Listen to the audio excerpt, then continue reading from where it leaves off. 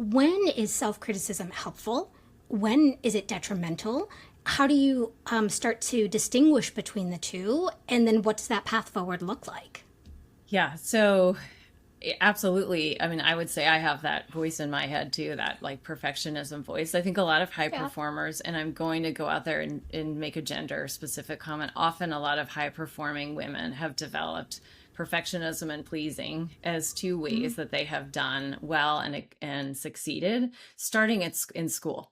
It's if you get really good grades, if you show up, the whole be nice type stuff, like maybe it's less for millennials and Gen Z.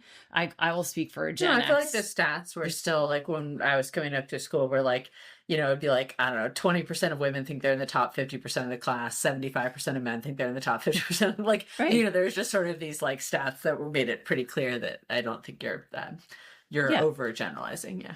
Yeah. So I think like, sure, to your point, yes, like those qualities are, it's always like, how can I, who do you turn to when you really, there's like that saying, who do you turn to when you need to get stuff done? You turn to a woman who's very busy because they know and they'll get it done, and they get it done really well. Because I think they've developed and probably honed that perfectionism, or that I'm going to get it done really well, that self-critical tone. It does succeed to a point. I would say, though, it's also what becomes something that hinders you from truly realizing your greatest potential. Because if you're always self-flagellating or criticizing yourself, like, well, the first thing would be, am I doing this on something that truly matters? So in this case, Roxanne saying you were 10 minutes late to a podcast, was it More worth like 6. Yeah. 6 or right? Yeah.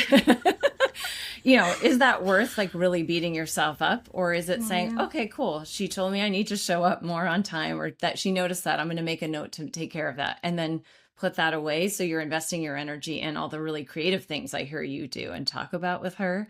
I think that the biggest way to help resolve that critic voice for any of us, and men and women have it when we talk about imposter syndrome. I think that's really also, it's that critic voice coming up.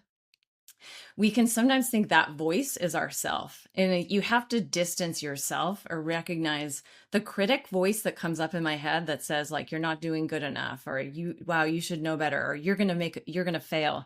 That's not you. It's just a part of you that's trying to protect you